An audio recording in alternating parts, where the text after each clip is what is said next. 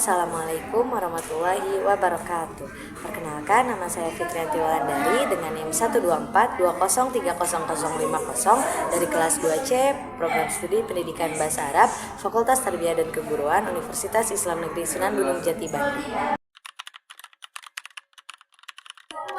Indonesia mengelola geopolitiknya melalui pendekatan yang dikenal sebagai wawasan Nusantara, yaitu cara pandang dan sikap bangsa Indonesia mengenai diri dan lingkungannya sebagai satu kesatuan wilayah, politik, ekonomi, sosial budaya, dan pertahanan keamanan.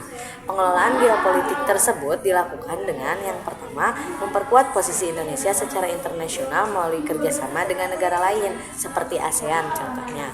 Yang kedua, menjaga kedaulatan wilayah dengan memperkuat perbatasan dan kedaulatan maritim. Yang ketiga, mengelola sumber daya alam secara adil dan berkelanjutan untuk kepentingan rakyat. Dan yang terakhir yaitu mewujudkan pemerataan pembangunan antar wilayah agar tidak terjadi kesenjangan. Beberapa langkah yang dapat dilakukan pemerintah untuk meningkatkan kualitas geopolitik dan geostrategi di negara Indonesia diantaranya yang pertama yaitu penguatan pendidikan dan wawasan kebangsaan agar warga Indonesia paham pentingnya posisi strategis Indonesia. Yang kedua yaitu pengembangan infrastruktur nasional untuk menunjang konektivitas antar wilayah. Yang ketiga, modernisasi alat utama sistem senjata dan peningkatan pertahanan negara.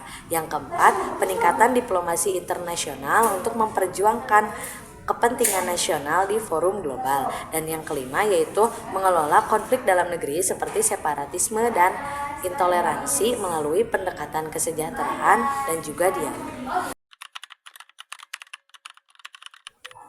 Geostrategi adalah cara atau kebijakan yang dirancang berdasarkan kondisi geografis untuk mencapai tujuan politik dan keamanan negara.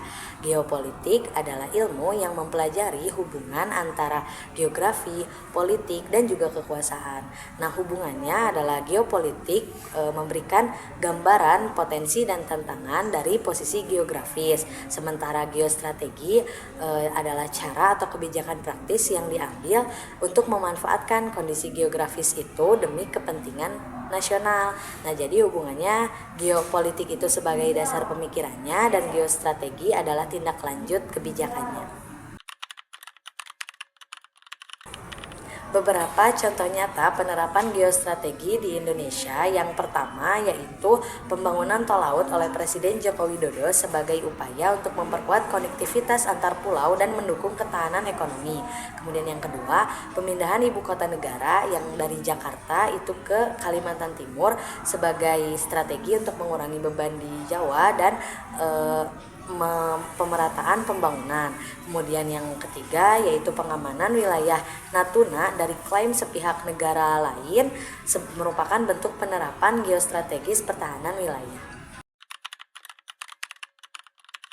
Beberapa kendala dalam penerapan good governance di Indonesia itu diantaranya yang pertama, korupsi masih meluas di berbagai sektor pemerintahan.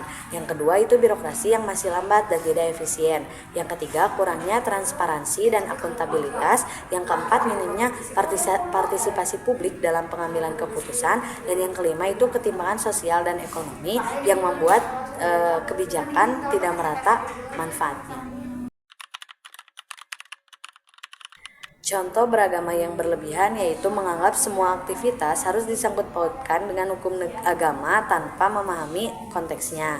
Nah, kemudian juga mengharamkan segala bentuk budaya lokal tanpa memahami nilai-nilainya. Kalau contoh sikap ekstrim dalam beragama yaitu mengkafirkan orang lain yang berbeda pendapat dengan dirinya, menolak negara, dan memaksakan syariat dengan kekerasan.